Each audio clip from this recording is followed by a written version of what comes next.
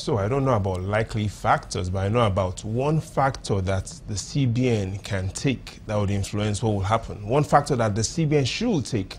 One factor that the CBN must take, Millicent. Now, what is this factor? It's to be able to reduce the poisonous cocktail that Nigerians drink. Now, what is this poisonous cocktail? And I'll explain. I'll try and make you a drink. It's Easter, and we know a lot of people give alms, offerings, tithes. Even followers of Prophet Muhammad do give during this period. But here's the fact. Approximately 10% of our income goes to giving. Here's the interesting thing. The National Bureau of Statistics says another 13% of our income goes to paying bribes. 13%. The central bank says 15% of our income is lost due to inflation. And if your income isn't sufficient, like a lot of us, and you do want to get a loan from the bank, you might be paying as much as 25, 30%. Now this is, Millicent, you could have a taste of this. This is the mixture Nigerians drink every day. And the CBN has the right to reduce the concentration of this potent mix by doing two things. The last two things, interest rates and inflation rates. By managing those, we can reduce the concentration of this poisonous drink. And within the next 72 to 100 hours, we'll find out what the decision of the CBN will be. That is the challenge facing us. We need to reduce the concentration of this poisonous drink. How about the cost of borrowing and perhaps making people have more access to credit? Again, let's first of all, before we talk about access to credit, quickly understand the three causes of the economic migraine the CBN faces.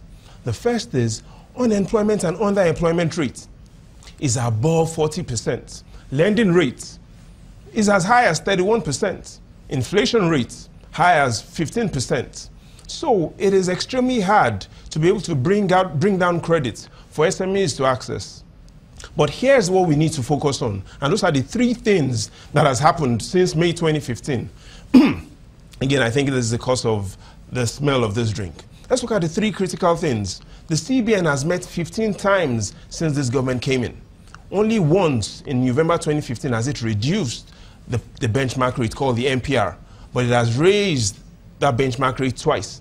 March and July 2016. The question right now is, will the CBN either leave the rate unchanged, reduce it, or perhaps increase it? Well, here's what I think. My brain tells me that the CBN will leave the rate unchanged. And that's because inflation rate is still way above double digits. That is what my brain tells me. But Millicent, here's what my heart tells me. My heart tells me that the CBN will reduce the rate. And that's because to be able to shake the hands of the government wants to grow the economy. Right now, the economy is growing below 1%. So though my brain tells me the rate will remain unchanged, my heart tells me that the CBN will bring down the rates. Which should I follow, Millicent? Should I follow my heart or should I follow my brain? Will the upcoming election have any influence with the results, the decisions?